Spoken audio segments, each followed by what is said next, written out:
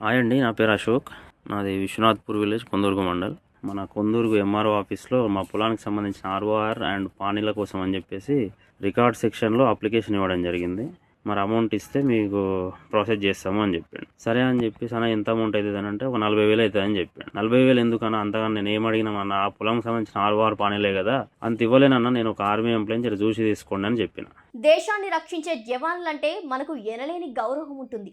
రోజుల తరబడి బార్డర్లో పహారా కాస్తూ మన రక్షణ కోసం నిత్యం పోరాడుతూ ఉంటారు. అయితే అలాంటి జవాన్లను సైతం లంచగొండ్లు వదలడం లేదు.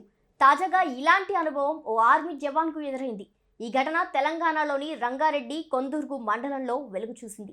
తన పొలానికి సంబంధించి పహానీల కోసం దరఖాస్తు చేసుకున్నాడు ఆ జవాను. ఆ పని పూర్తి చేయాలంటే డబ్బులు ఇవ్వాలని తహసీల్దార్ కార్యాలయ సిబ్బంది చెప్పారు. తాను ఆర్మీ జవాన్ను అని చెబితే, ఆర్మీ జవాన్ అయితేనేం లంచం ఇవ్వాల్సిందే అని చెప్పారట.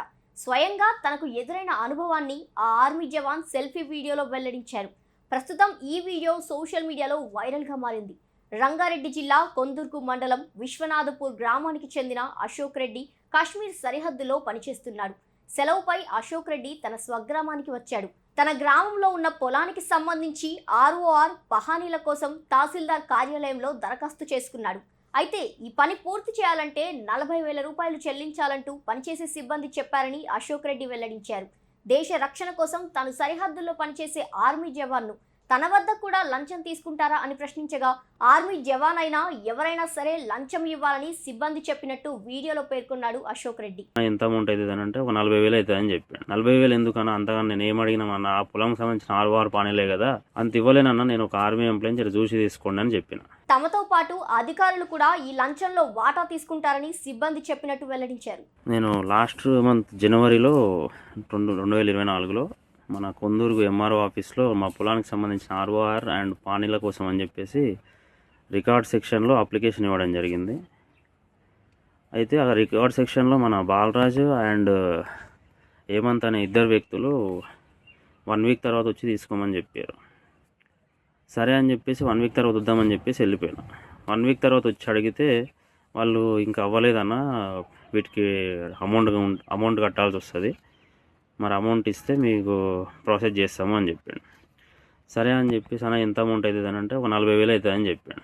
40,000 ఎందుకన్నా, అంతగా నేను ఏం అడిగినా అన్న, ఆ పొలంకి సంబంధించిన ఆర్ఓఆర్ పానీలే కదా, అంత ఎందుకన్నా అంటే, చాలా ఓల్డ్ డాక్యుమెంట్స్ అనేవి, సర్వే నెంబర్స్ ఎక్కువ ఉన్నాయి, చాలా వెతకాల్సి వస్తుంది అని చెప్పాడు. అంత ఇవ్వలేనన్నా, నేను ఒక ఆర్మీ ఎంప్లాయీని జర చూసి తీసుకోండి అని చెప్పిన.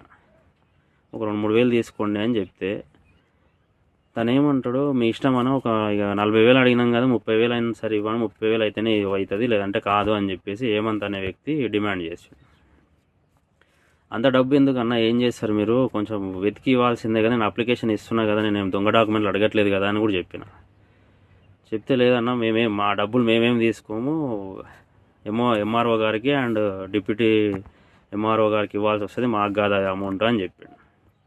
సరే, నేను మీ ఎంఆర్ఓతో కలిపియండి, నేను ఒక ఆర్మీ ఎంప్లాయీని, నేను మాట్లాడి నేను క్లియర్ చేసుకుంటా అని చెప్పిన. లేదన్నా, ఎంఆర్ఓ మీతో మాట్లాడు, ఏదన్నా ఉంటే మాకే చెప్తారు అని చెప్పిండు బాలరాజు అండ్ మన హేమంత్ అనే వ్యక్తి.